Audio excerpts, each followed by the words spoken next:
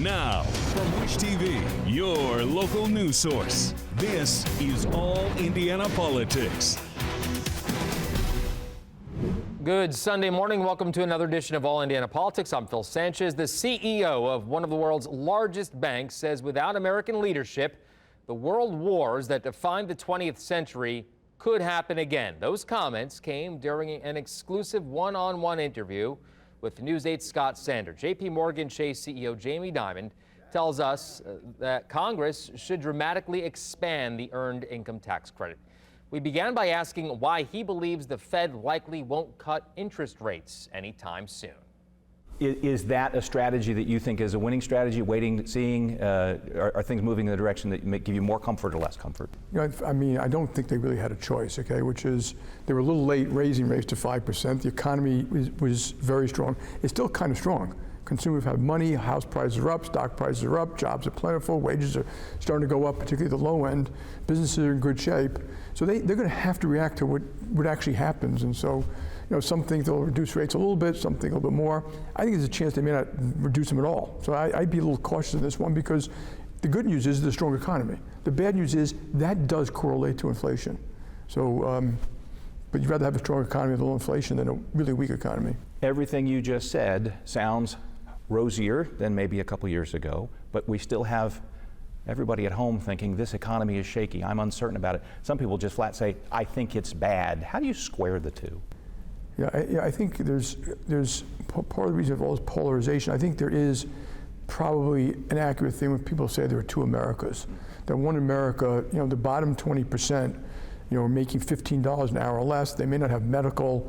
They live in parts of communities that may have a little bit more crime, and the schools aren't as good, and they might be a little angry. And they're you know, people say you're $400 away from a medical, you know, an emergency. Well, that would make you uncomfortable. And I think there are things we should do to help that. Finally, wages are going up at the lower end. So I think that is a good thing. And so hopefully we can fix this. But a growing economy helps more people than anything. So to grow an economy, you know, you create more jobs and hopefully wages will go up. That actually brings me to something you said almost a year ago in your shareholders letter about the earned income tax credit. You said that fixing income inequality will reignite the American dream, and you specifically pointed to the EITC as a way to do that. Help us understand your vision for that, and do you think the federal government can actually make it happen? Yeah, so the EITC, just to give you the numbers, if you're a single parent making $14,000 a year with 2 children, you get a check for $6,000 at the end of the year. So it's kind of a negative income tax. If you're a single parent with no children, you only get $600. I would make it much bigger.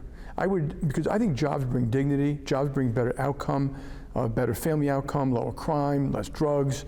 You know, that first rung in the ladder leads to the second rung in the ladder. So I would like double it and get rid of the child credit. You know, and because I think getting money into the hands of those people and into those communities is the best way to help them. There are other ways to help. You know, you can talk about child care and health care and Obamacare, but that is in the community, in their families. They'll take better care, they can afford more things, and so, and by the way, Democrats and Republicans support this. Paul Ryan supported it. I know the Democrats support it. There are a whole bunch of political reasons why we can't get it over the line. The other thing that's very important is when we if we create a system like that to have all benefits, a lot of benefits come to a cliff. Mm-hmm. So it's like if you earn one more dollar, you lose, you know, a lot of your food stamps, or you lose, you know, part of any other kind of welfare check. They have to be phased in. We have to make it so that more people want to work, there's dignity working, it adds to the workforce, it'll grow productivity, it'll be great for those communities, it'll be great for the country. So this one I think is really important to try to get done. Do you feel it has any traction? You've mentioned that there is support outside the chambers of Congress. What then has to happen to actually make it happen? I don't know. I mean, you know, if you look at, like I said, Republicans and Democrats support it. I think businesses support it. I think the Business Roundtable supports it. I think it'll have to be part of a bigger compromise one day. So, you know, if the tax bill's ever opened up again, this would be part of it. You got to pay for it. It would cost another 30, 40, or $50 billion. But there are a lot of tax breaks out there that are unnecessary, like including carried interest, by the way. And so I think there are ways to, you know, pay for it that would make sense. When we think about the American... But I think it would help, you know, the American dream. I think it would help this fraying economy. I think it would reduce polarization that a lot of Americans don't feel it's been fair to them. It becomes a lot fairer all of a sudden. You mentioned the Supreme Court. It feels like DEI programs may be changing because of the dictates of government or the whims of public opinion. Are DEI programs under siege? Will they change the way you do what you do to accomplish what you just described? So the Supreme Court spoke, and we have to follow the law. And very roughly put, they said no quotas. And they have no quotas when you have a closed system. So if you're hiring 100 people, you can have a quota for 20 minorities. But they don't say you can't reach out to various groups. So we're a bank. It's not going to change almost anything that we do. And by the way, I'm a red-blooded, full-throated, capitalist American patriot, so I'm not interested in other people, saying what we're doing. We reach out to communities. We reach out to the press, we reach out to the black community, we reach out to the LGBT community. So it's not going to change these special programs, and it lifts up. If you want to be a really good company, your employees have to trust you, your communities have to trust you, your shareholders have to know you're trying to have to trust you. That's what we do. And we do it around the world, so it won't change very much for us. And I understand the anger on both sides sometimes because there's a little bit of truth. People in Harvard University overdid it. I totally agree with that. And I went there. Fortunately, I went to the business school. But hopefully, I still think Harvard hasn't answered the main question: what did you learn, and what are you going to change? Fundamental business leadership question, isn't it? It's fundamental, yes. Our time is short. I always like to end an interview with, what did I fail to ask you that you would like the folks at home to know? Well, you covered an awful lot of ground in a short period of time. So what do you like to know? America is still the most unbelievable country on the planet. And while we talk about all the negatives sometimes, we have the most innovative, we have all the foodborne energy we need, freedom of speech, freedom of religion, freedom of enterprise are unbelievable. Democracy and freedom and capitalism they're really not inseparable. You can do what you want with your money, you can start a business where you want. And a lot of people, if you travel the world with me, you'd see that's not true elsewhere. The rule of law is not the same, even though I think our litigious system is getting out of control. But you don't necessarily have your money, you can't start businesses, you can't move where you want. It is exceptional. And I think we should exalt about that exceptionalism and acknowledge the flaws and fix them, but not act like the flaws are the country. They are not. And so I think people, should take a deep breath, look at our blessings, and I think American leadership is needed around the world.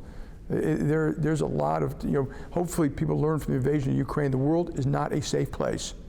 Because the world is not a safe place, what happened in World War I and World War II can't happen again. It will not be safe for us either if we don't have proper global leadership, and it can only come from this country. Coming up, tense moments between Congressman Jim Banks and the Secretary of Defense. Welcome back. Members of Congress grilled Secretary of Defense Lloyd Austin over his unexplained absences in early January. For context, Austin spent 3 days in the hospital being treated for prostate cancer before notifying the president or his deputy secretary. Indiana Congressman Jim Banks was the first member of the House Armed Services Committee to question Austin. Here's some of that conversation. Chairman now yields his question time to the chairman of the Subcommittee on Military Personnel, the gentleman from Indiana, Mr. Banks. Thank you, Mr. Chairman. Mr. Secretary, help us get this straight. At what point during your hospital stay did you or your staff decide that the president should know about your hospitalization? As I understand it, my chief of staff contacted the National Security Advisor and advised him that I'd been hospitalized on the 4th of January. At what point during your stay was the 4th of January? I'm sorry, I didn't hear you. How long into your stay was that? Well, as we've pointed out, as has been pointed out earlier, I was admitted to the hospital after you were on the 1st hospitalized? of January. Right. Okay. Yes or no, did you tell your staff not to inform the president, anyone on your staff? I never told anyone not to inform the president, the White House, or anyone else about my hospitalization. Okay, so the 30-day review summary lays a lot of blame at the feet of your staff. It seems that would appear, correct? For the breakdown in the process? You've told us that you are responsible, but the 30-day review seems to blame your staff. Well, the 30-day review pointed out that that there were some missteps, but there was never any ill intent or an intent to obfuscate. So, 1 year ago, You told me in this hearing room you had no regrets about what happened in Afghanistan. Do you regret what happened here? I've said that we didn't get this right, Congressman, and we put measures in place to ensure that the notification process is improved going forward. Mr. Secretary, who will be held The accountable? transfer of authority was Who will be happened- held accountable for this? Again- This embarrassment. Again, I take full responsibility, and we put measures in place to address the shortcomings. Are you of surprised the notification. president didn't call for your resignation? I'm surprised, but are you surprised that he didn't call for your The resignation? president has expressed full faith and confidence in me. So you're not surprised that he didn't call for your resignation. Is it typical that the president would go 3 days without talking to his Secretary of Defense? Is that typical, or is that a regular posture? Do you usually go days without talking to the commander? I mean, that can happen. It depends on whether or not the president's on travel. If I'm on travel, there are times when we do go days without direct communication. So the big issue for me here is either the president is that aloof or you are irrelevant. Which one is it, Mr. Secretary? That you It's would go neither. that the president would go 3 days without knowing that his Secretary of Defense is not on the job? It's neither. The president is not aloof, and I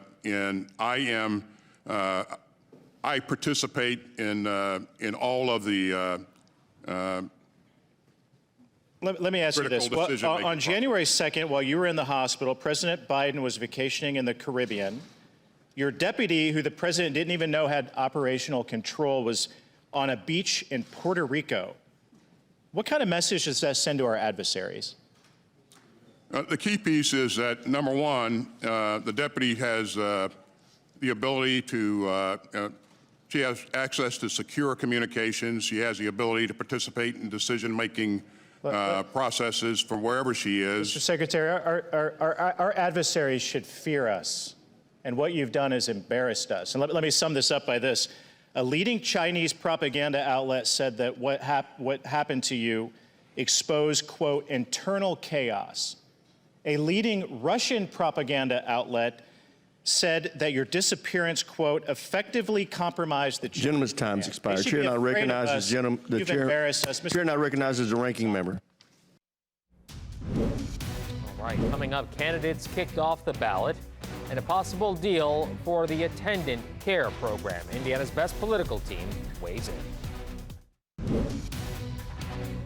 Welcome back to All Indiana Politics as we welcome in two members of Indiana's best political team, Republican Tom John and Democrat Lindsey Hake.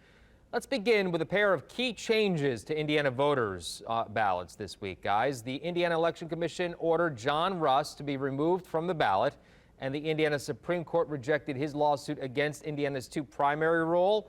If this stands, it means Jim Banks is unopposed in the primary. Tom, we'll start with you. Russ says that he will appeal to the U.S. Supreme Court. How likely is it, in your opinion, that he gets back on the ballot? I think it's pretty unlikely, and particularly in his case, you had the opportunity for two primary ballots. He could not bring forth that he had voted in two Republican primaries in the entirety of his voting career. At the same time, in the case of the Senate race, you have 92 county chairmen you could go to. You could go set up a residence in anywhere in the state, and there's no residency restriction from a time perspective, and get a county chairman to sign off. Maybe he couldn't have found one in 92. And if you can't find one out of 92 that think you're good enough to run, you probably shouldn't be running. Lindsey, Democrats also lost a candidate. Tammy Dixon Tatum was kicked off the Democratic gubernatorial primary for not having enough signatures. Her lawyer raised the argument that the signature requirement penalizes low-income candidates and candidates of color. What's your take here? I think you can't get enough signatures, you don't meet the requirements, and you're not on the ballot. I think we saw that as an issue back in 2016 with our friend Senator Todd Young, and although he somehow found his way onto the ballot. Yeah, I mean, you don't meet the requirements, you don't get on the ballot, and John Russ should run as an independent. All right, well, let's turn to Indiana's ban on gender transition care for minors. The 7th Circuit Court of Appeals lifted an order that blocked it from going into effect. Lindsey, we'll stay with you here. At this point, What is the likelihood that the United States Supreme Court, in your opinion, intervenes? Oh, I don't know about that. I don't feel the chances are very good for that.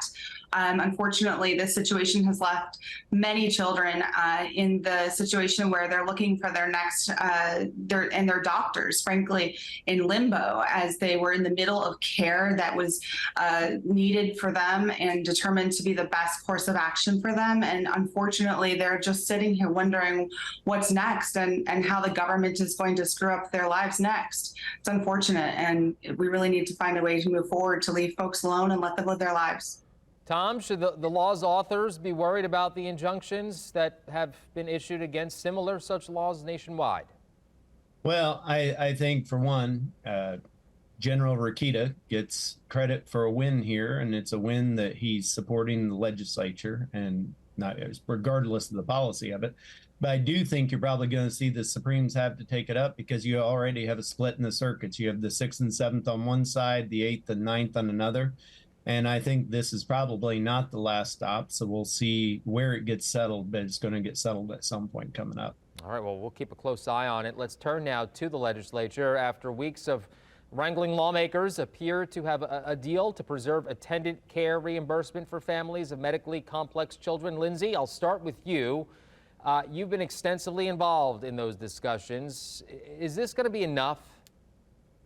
I hope so. I really do. I'm so thankful that legislators on the House side have listened to all of the individuals affected by this, not only just the children involved, but also you have individuals at all ages who are affected by this attendant caregiving crisis. And frankly, you've had a lot of legislators who've listened, but haven't been able, for whatever reason, to make a change in how the legislature is deciding to handle this. So yesterday at the State House, on Thursday, on second reading deadline, it was a great day to move forward with a bipartisan call to action to change this. And the definition of extraordinary care, and also the dealing with the attendant caregiving crisis as defined in statute is a great victory. So we'll see what Senator Mishler says over in the Senate.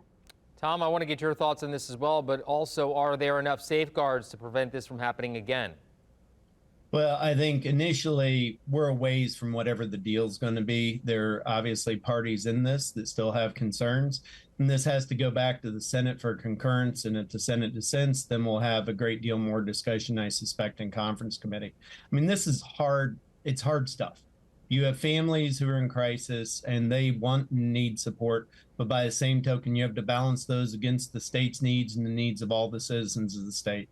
So I think that you're getting right to the question of, are there enough safeguards? I don't know what the answer to that is yet, but I suspect there are more discussions to figure out whether there will be. Right.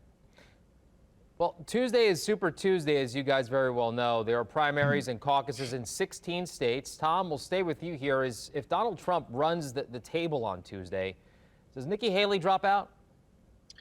Not sure she does, because honestly, if this was about winning the primary as it stands now, Nikki Haley probably should have already dropped out. But the fact of the matter is, I think she's playing the game to see if something extraordinary happens and she'll be in line for the nomination if in fact that does. But unless something happens, unless there's a case or some other extraordinary circumstance that we don't foresee right now, I think she's really just hanging in there to see what happens. And the fact is, by the end of the month, Donald Trump's going to be the Republican nominee. Yeah, it's looking that way. Lindsay, how worried should Joe Biden be about the uncommitted votes from Michigan this past week?